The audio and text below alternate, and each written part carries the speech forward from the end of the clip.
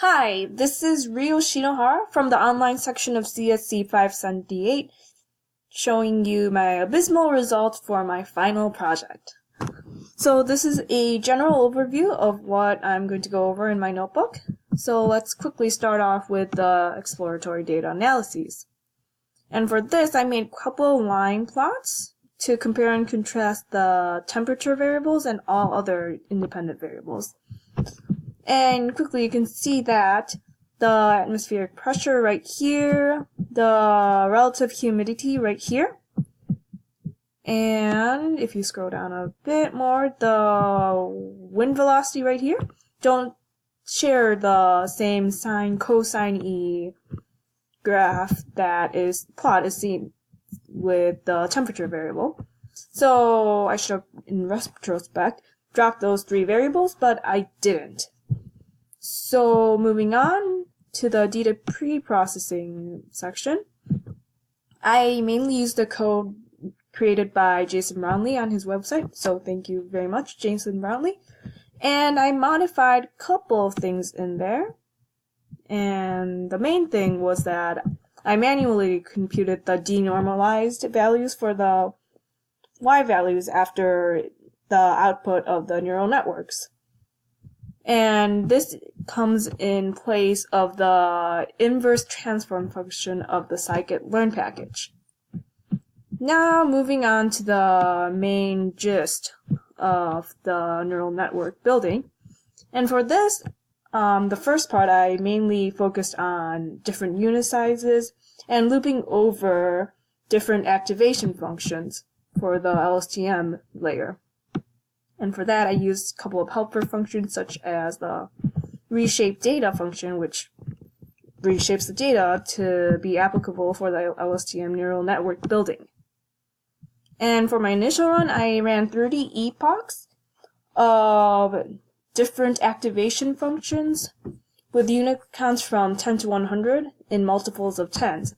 And the results can be seen in this line plot right here. And for that, you can probably see that this blue line seems to be performing overall better than all the other lines. And this one coincides with the sigmoid function. And actually, compared to the model that I submitted for the Kaggle competition, I've noticed that reducing the epoch generally created a smaller MAE, so I actually reduced the MAE down to only 10 epochs. And the results for that can be seen right here. And by the way, I'm just running this to verify that it actually works. So this is a line plot of only the sigmoid function, activation function, looped over different unit-sized LSTM layers. And as you can see, it decreases and decreases until we reach the minimum about approximately 80 hidden nodes in the LSTM layer. And I kind of wondered whether it is going to get better with increasing LSTM node sizes. And as you can see, they generally don't do as well compared to the 1.5 that we got in this graph right here. And that is taking forever. I'm sorry, guys.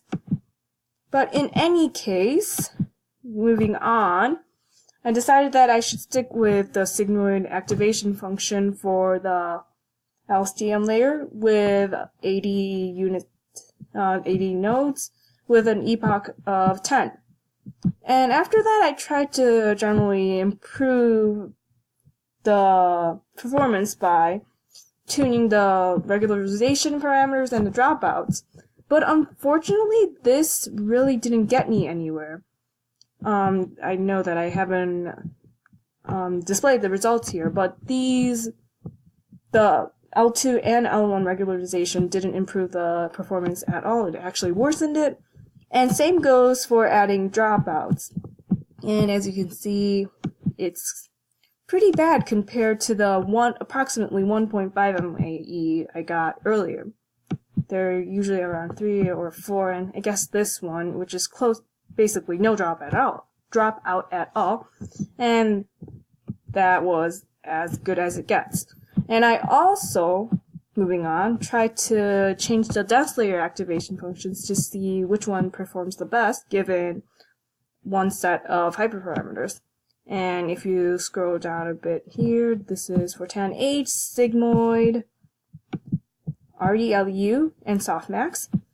And the ReLU seems to perform the best, so I decided to use that as the activation layer for the dense layer. And finally, I tried to add an additional LSTM layer to see if it gets any better. And bad news, it didn't turn out good. That's 3.5, 3.92, and it generally stays pretty bad all the time. So I decided not to use any additional LSTM layers. So the final network turned out to be really, really simple. It was just an LSTM of 80 nodes with an activation function of sigmoid and a dense layer of 1 with the activation function of ReLU. And this produced an MAE actually lower than my original Kaggle competition results of 2.574. So it was very disappointing. In retrospect, I should have probably maybe increased the epochs a bit more. I actually tried it a bit, but didn't really get me out of the 2.3 to 2.5 MAE range. And maybe the batch size of 100 was too much or too little, I can't be really sure. And I should have probably dropped some of the variables that didn't seem to follow the same sine-cosine wavy trend as temperature. And I also should have dedicated more time to this project. Well, thanks for listening, and I hope your projects went better than mine.